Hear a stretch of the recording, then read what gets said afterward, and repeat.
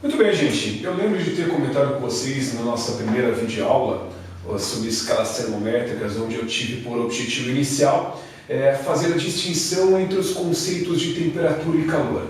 E eu lembro de ter comentado com vocês que o calor é uma energia em trânsito, motivada pela diferença de temperatura entre dois sistemas. O que a gente não tinha visto ainda é como que essa transmissão de calor, como esse calor, essa energia em trânsito pode transitar, se a redundância me permitir. Como é que o calor pode passar de um lugar ao outro do espaço? É isso que a gente vai começar a discutir a partir desse momento.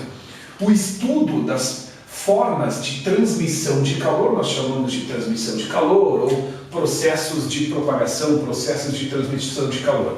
O fato é que há três formas diferentes do calor ser transmitido, passar de um lugar para o outro do espaço. A primeira destas formas é chamada de condução. Então, para isso, vamos imaginar a seguinte situação. Vamos supor que aqui eu tenho uma barra de metal, onde eu seguro numa das pontas e na outra ponta eu submeto a um forte aquecimento, a chama de um maçarico intensa, digamos assim. Depois de um certo tempo, convenhamos, eu não vou conseguir continuar segurando essa hipotética barra metálica, porque o calor vai passar da ponta que eu estou aquecendo para a ponta que eu estou segurando. Mas eu disse que isso vai acontecer depois de um certo tempo, porque não é algo imediato do tipo, eu acendo a chama do maçarico e um segundo depois o calor chega à ponta que eu estou segurando e eu tenho que largar esse troço porque ficou muito quente. Demora um certo tempo. Se demora um certo tempo, essa situação sugere que o calor vai sendo transmitido aos poucos, de partícula a partícula, de átomo para átomo, de molécula para molécula, até chegar no outro lado. Esse processo de propagação de calor, em que o mesmo se transmite aos poucos, de partícula a partícula, nós chamamos de condução. E eu vou documentar isso aqui no quadro. O nosso ator principal, que é o calor, neste processo, ele se transmite literalmente aos poucos. E quando a gente diz aos poucos, é porque ele vai passando de partícula a partícula, de átomo para átomo, de molécula para molécula. Portanto, quanto mais comprida for a minha barra de ferro, mais tempo vai demorar para o calor chegar até no outro lado. Simplesmente porque mais partículas haverá na frente do calor, que é uma energia em trânsito, e aí ele vai demorar mais tempo para chegar no outro lado, porque tem bastante partícula, bastante átomo, molécula, para ele poder passar e chegar no outro lado. Pois bem, eu acabo de comentar com vocês que o calor, neste processo de transmissão, ele se transmite de partícula a partícula. Isso significa que a condução, para ela ocorrer, ela necessita de um meio material. Ela precisa de partículas, e quando a gente tem partículas, nós temos um meio dotado de partículas, de átomos, de moléculas, um meio dotado de matéria. Portanto, a condução é um processo de propagação de calor que necessita de matéria, de átomos, de moléculas, para poder acontecer. E a condução, ela ocorre tanto nos materiais sólidos, que são materiais portadores de partícula, naturalmente, e os materiais líquidos e gasosos. A condução ocorre tanto nos sólidos, nos líquidos e nos gases. Só que há um porém. A condução ela não acontece com a mesma eficiência nesses três estados físicos da matéria. Nos materiais sólidos, ela ocorre, a condução, mais intensamente. Ao passo que os materiais líquidos e gasosos, de uma forma geral, por serem bons isolantes térmicos, eles não permitem a passagem de calor por condução de uma forma tão eficiente, de tal maneira que eu posso dizer que nos materiais líquidos e gasosos a condução acontece, só que ela ocorre menos intensamente. Ou seja, a condução não acontece com... A condução nos líquidos e gases não ocorre com uma eficácia tão grande quanto nos materiais sólidos. Então, há uma diferença entre dizer que a condução acontece mais nos sólidos do que nos outros dois e dizer que a condução só acontece nos sólidos. Isso não é verdade. Qualquer item, qualquer questão que mencione isso, a condução ocorre exclusivamente nos sólidos, está errado. Ela acontece nos líquidos e gases. É verdade que de forma menos intensa, mas o fato é que ela ocorre. E isso não tem como fugir. Como eu acabo de colocar, a condução ela necessita de um meio material para ser propagada. Necessita de um meio material, necessita de matéria para acontecer. Como a gente sabe que vácuo é um lugar desprovido de matéria, embora muitos se enganem pensando que vácuo é um lugar onde não há ar, vácuo é um lugar onde não há nada, não tem sólido, não líquido, não tem gás. Se não tem isso, não tem isso e não tem isso, não tem como a condução acontecer neste ambiente. A condução, portanto, não ocorre no vácuo. Aí está. Ok? Pois bem, essas são as 3 características mais importantes desse primeiro processo de propagação de calor. E só para encerrar a condução, eu quero mencionar com vocês 2 categorias de materiais que podem ser colocadas de acordo com a oposição ou a não oposição tão forte à passagem deste ator principal da calorimetria, da termologia, bem como a temperatura. Eu estou falando sobre os materiais condutores e sobre os materiais isolantes. O que eu vou fazer aqui? Eu vou definir o que é condutor térmico, vou definir o que é isolante e depois a gente vai ver, alguns exemplos para cada um desses materiais. Condutor térmico é aquele material que não se opõe fortemente à passagem do calor. É mentira, é bobagem você pensar que condutor é um material que não se opõe à passagem de calor. Não se opor, eu posso dizer que é não se opor a absolutamente nada. Isso denotaria um condutor térmico perfeito que na prática não existe. Condutor é aquele material que não se opõe fortemente à passagem de calor. E de uma forma geral, os metais são bons exemplos de materiais condutores térmicos, os metais em geral. Já os isolantes são aqueles materiais que criam uma forte oposição à passagem de calor. Não é aquele material que não deixa o calor passar. Porque se o isolante não deixasse o calor passar, eu poderia pegar uma barra de gelo, colocar dentro de uma caixa de isopor e expor essa caixa ao sol e acreditar que ela nunca derreteria. Pois, se tu diz que o isolante é aquele material que não deixa o calor passar, eu posso deixar o tempo que eu quiser essa barra de gelo dentro da caixa de isopor, que eu sei que o isopor não vai permitir entrada de calor. Obviamente essa é uma ideia errada, porque essa não é a definição correta para isolante. A definição correta para isolante é material que se opõe fortemente à passagem de calor, e não aquele que impede. Seja como for, nós temos aí alguns exemplos de materiais isolantes. O ar, por incrível que pareça, é um material isolante. Temos também o gelo como um material isolante térmico. Temos a lã, um exemplo clássico, o isopor como um material isolante térmico. E a gente poderia ficar o tempo inteiro nessa videoaula só discutindo sobre estes materiais isolantes. Mas esse não é o objetivo, eu acredito que com isso já dá para ter uma certa noção dessa categoria de materiais que se opõem fortemente à passagem de calor. Dentro desse contexto de condução, a gente vai falar um pouquinho agora sobre algo que está diretamente relacionado com isso que a gente está falando, que é o fluxo de calor. A gente vai começar agora a discutir sobre os fatores, alguns geométricos, um ou outro não, que podem acelerar ou retardar a passagem de calor através de uma determinada superfície.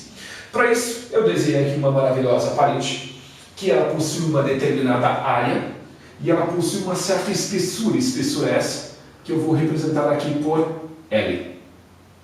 Essa parede, ela separa 2 ambientes. Vamos imaginar que essa parede esteja separando a sala do seu quarto.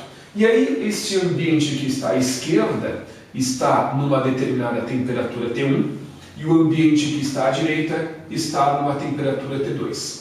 E eu estou dizendo que a temperatura 1 é maior do que a temperatura 2. É sempre assim? Não é sempre assim, óbvio. Né? Estou colocando isso porque é um mero exemplo. E como a gente sabe que o calor flui sempre da região mais quente para a região mais fria, o fluxo de calor, ou seja, a quantidade de calor que vai passar através desta parede, se dará nesse sentido aqui. O calor fluirá do ambiente mais quente, que é esse que está à esquerda, para o ambiente mais frio, que é aquele que está à direita. Então, a gente vai discutir agora um pouquinho sobre os fatores que influenciam neste fluxo de calor. Os fatores influenciam nesta quantidade de calor que passa através desta parede aí. Pois bem, o primeiro desses fatores, eu acredito que é um tanto quanto óbvio, vamos ver se eu consigo passar essa clareza para vocês. A espessura da própria parede. A espessura é algo a ser levado em consideração, porque quanto mais grossa é a parede, mais difícil vai ser para o calor passar e menos calor passará. O outro fator que deve ser levado em consideração, além da espessura naturalmente, é a área dessa parede. Por que a área influencia? Porque quanto maior for a parede, mais espaço físico vai ter para o calor fluir, e aí mais quantidade de calor, maior será a quantia de calor que vai passar por essa parede. Ao passo que uma parede pequenininha, por ter um espaço físico menor, não permite a passagem de calor de forma tão eficiente. E o outro fator a ser levado em consideração é a própria natureza do material.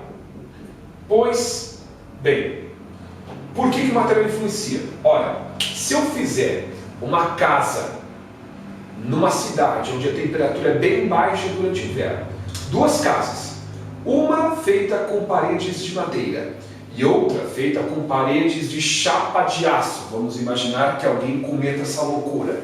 É óbvio que a casa de madeira vai ficar mais quentinha do que a casa feita supostamente com chapas de aço. Porque o aço, por ser um metal, vai permitir que o calor de dentro da casa escape para fora, o que em dias frios não é nada desejável. Ao passo que na casa feita de madeira, como ela é um material isolante, embora não tenha registrado aqui, a madeira é um material isolante, ela não vai permitir a passagem de dentro para fora de calor de forma tão eficiente. Na verdade, ela vai se opor fortemente. Então vejam que, dependendo do material que eu uso, eu posso acelerar a passagem de calor através da parede ou eu posso retardar. Por isso que a natureza do material deve ser levada em consideração. Eu costumo comentar isso nas minhas aulas em sala, quando eu falo sobre o fluxo de calor, que algumas cidades de Santa Catarina, naturalmente no Brasil inteiro, eu acredito que deva funcionar desse jeito, tem algumas casas que são construídas com paredes duplas de tijolos. E aí os operários, no meio dessas paredes duplas, eles recheiam com placas de isopor. Porque o isopor, sendo um material isolante, ele vai dificultar o fluxo de calor através dessa parede. Vai minimizar, vai diminuir a quantidade de calor que vai passar por esta parede. Por isso que, por esses motivos todos que eu acabo de colocar, a natureza do material deve ser levada em consideração. Pois bem, o fluxo de calor nós representamos pela letra grega φ, que é uma espécie de um zero com um risco no meio. Matematicamente falando, há duas possibilidades para se calcular o fluxo de calor. Ou eu calculo o fluxo de calor através desta equação aqui, quantidade de calor dividida pelo intervalo de tempo. Posso utilizar essa expressão para calcular o fluxo de calor. Repito, o que representa a quantidade de calor e ΔT representa a variação de tempo, não é a variação de temperatura. ΔT minúsculo aqui representa tempo. Mas seria um contrassenso eu colocar aqui os fatores que influenciam no fluxo de calor e não contemplá-los em uma equação que me possibilitaria calcular o fluxo em função desses fatores que eu identifiquei. Vamos resolver essa pendência então. O fluxo de calor ele pode ser calculado em função de todos esses fatores que eu aqui coloquei através desta equação.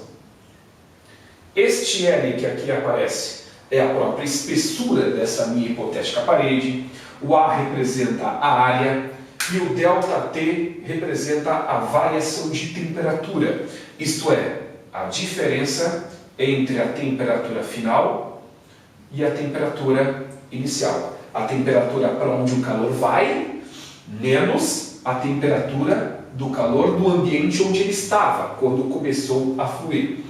Pois bem, o que diabos é este K que aqui aparece? Este K tem a ver com a natureza do material.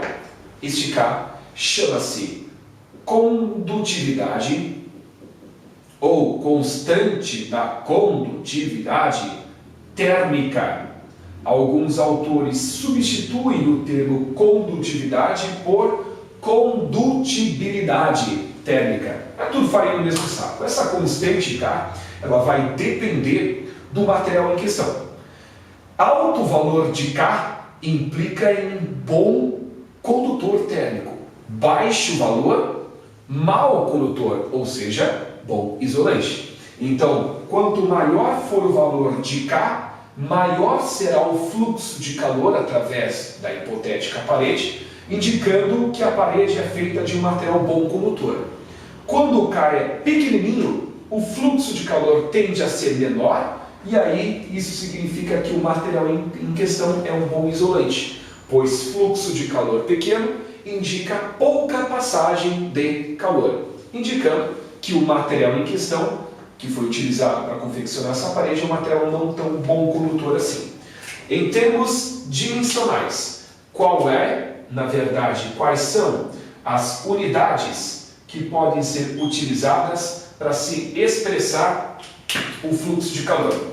Nós temos a caloria por segundo, aqui representado por Cal/S, caloria por segundo, que não é a unidade oficial. A unidade oficial é o joule por segundo. Isso aqui era para ser um J, tá? Talvez não pareça, mas é. O joule por segundo também é chamado de watt, que aqui nós representamos pela letra W. Esta aqui representa a unidade oficial.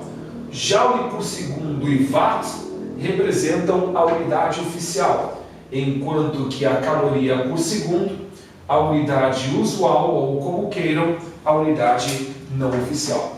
Nessa parte de fluxo de calor, a gente costuma trabalhar um pouquinho com algumas questões mais matemáticas, que é o que eu vou fazer com vocês no próximo quadro.